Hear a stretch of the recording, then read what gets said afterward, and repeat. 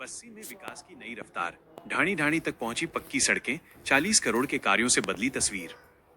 बस्सी बस्सी विधानसभा क्षेत्र में इन दिनों विकास की गूंज चारों ओर सुनाई दे रही है। मुख्यमंत्री भजनलाल शर्मा और उप मुख्यमंत्री दिया कुमारी के नेतृत्व में क्षेत्र में बुनियादी सुविधाओं का तेजी से विस्तार हुआ है। सार्वजनिक निर्माण विभाग PWD के माध्यम से पिछले 2 वर्षों में करीब 40 करोड़ रुपए के विकास कार्य करवाए जा चुके हैं, जिससे ग्रामीण इलाकों की तस्वीर बदलती नजर आ रही है।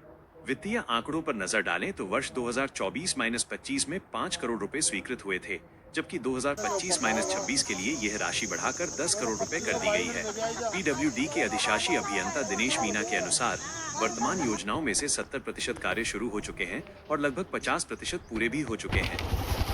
प्रमुख बदलाव और उपलब्धियां। आजादी के बाद पहली बार सड़क, सबसे बड़ी राहत दूरस्थ ढाणियों और गांवों को मिली है। कानेटी वाया बोहरा की ढाणी जैसे क्षेत्रों में आजादी के बाद पहली बार डामर सड़क पहुंची है। परेशानियों का अंतः पहले यहां बारिश के दौरान रास्ते दलदल में तब्दील हो जाते थे, जिससे मरीजों, गर्भवती महिलाओं और स्कूली बच्चों को भारी परेशानियों का सामना करना पड़ता था। सुगम यातायात, नई सड़कों के निर्माण से अब आवागमन सुलभ और सुरक्षित हो गया है। हमारा लक्ष्य केवल सड़क बनाना नहीं, बल्कि ग्रामीण जीवन को आसान बनाना है।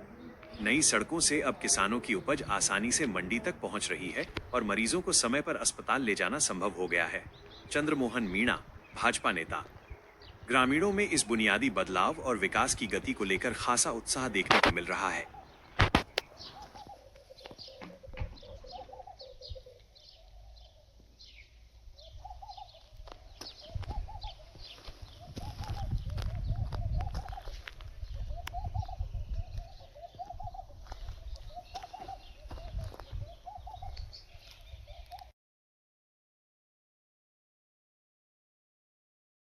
हमारे वर्ष 2023-24 जो वित्तीय वर्ष है, उसमें जो बजट अनाउंसमेंट में जो सड़कों का निर्माण बस्सी क्षेत्र के लिए हुआ है, तो उसमें माननीय मुख्यमंत्री महोदय और उप मुख्यमंत्री महोदय दिया कुमारी जी के आशीर्वाद से हमारे बस्सी विधानसभा क्षेत्र में जो 10 करोड़ रुपए की मंजूरी हुई, और उसके अलावा भी हमने जो भी प्रस्ताव वहाँ भेजे उसके सरकार के स्तर पर मंजूरी हुई, और उसमें बहुत सारी नॉन पैचेबल और ये जो बेसिक लिंक वगैरह की सड़कों का निर्माण हमने हाथ में लिया।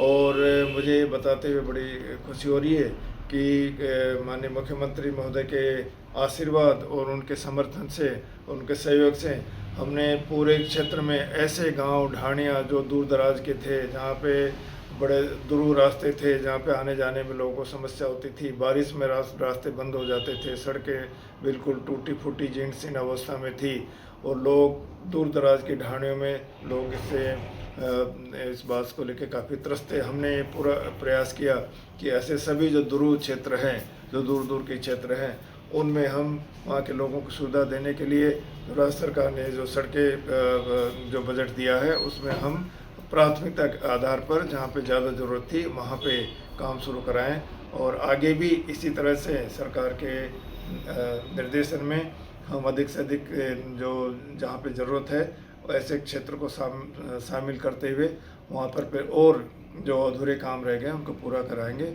और ये सुनिश्चित करेंगे कि लोगों को इसका जो राज्य सरकार की स्कीमों का फ़ायदा मिले। तो सन 1947 के बाद में, देश आज़ाद होने के बाद में भी हम आज़ाद नहीं थे।